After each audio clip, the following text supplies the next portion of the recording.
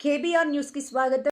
ప్రభుత్వ మాజీ chief whip మిత్రులు వినయ్ భాస్కర్ గారు, శాసన మండలిలో ప్రతిపక్ష నాయకులు గౌరవనీయులు పెద్దలు మధుసూదనాచారి గారు, మాజీ మంత్రివర్యులు గౌరవనీయులు పెద్దలు దయాకర్ రావు అన్న గారు, మాజీ శాసనసభ్యులు గౌరవనీయులు తాటికొండ రాజన్న గారు, ఆరూరు రమేష్ గారు, శంకర్ నాయక్ గారు, పెద్ది సుదర్శన్ రెడ్డి గారు, నాగుర్ల వెంకన్న గారు, డాక్టర్ యాదవ్ రెడ్డి గారు, మరి చాలా మంది ఉన్నారు.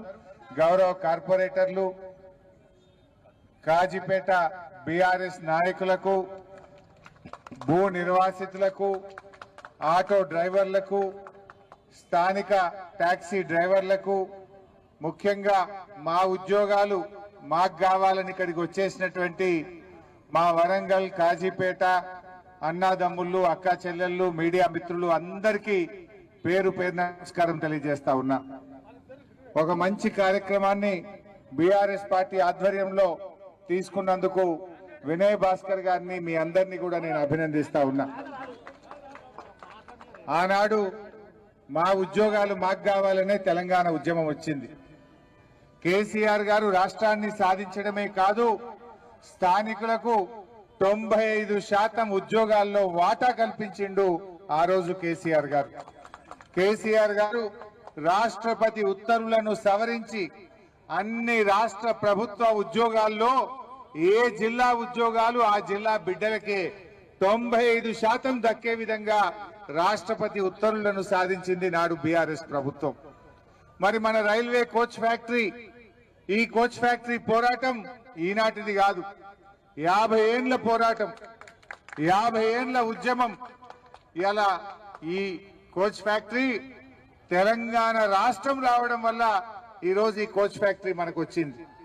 ఎందుకంటే ఆ రోజు రాష్ట్ర విభజన చట్టంలో కాజీపేటలో కోచ్ ఫ్యాక్టరీ పెడతామని పార్లమెంట్ లో బిల్లు పాస్ అయింది కనుక కేసీఆర్ గారు రాష్ట్రం సాధించడం వల్ల ఈరోజు ఈ కోచ్ ఫ్యాక్టరీ అనేటువంటిది అడుగు ముందుకు పడ్డది.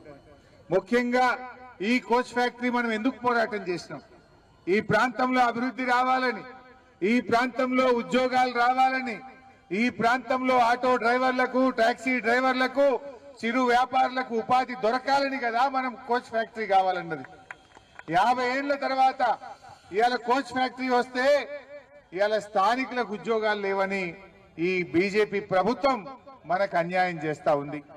నిజానికి కోచ్ ఫ్యాక్టరీకి ఆ రోజు 150 ఎకరాల భూమిని సేకరించి ఇచ్చింది కూడా బీఆర్ఎస్ ప్రభుత్వమే. ఆ 150 ఎకరాలు దేవాదాయ శాఖ భూములుంటే హైకోర్టు పర్మిషన్ తీసుకొని దేవాదాయ శాఖకు డబ్బులు చెల్లించి ఈ కోచ్ ఫ్యాక్టరీకి భూములు ఇచ్చింది బీఆర్ఎస్ ప్రభుత్వం.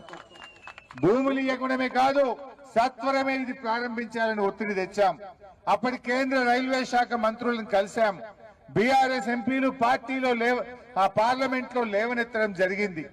కోచ్ ఫ్యాక్టరీలు ఆ రోజు అడిగితే ఏమన్నారు?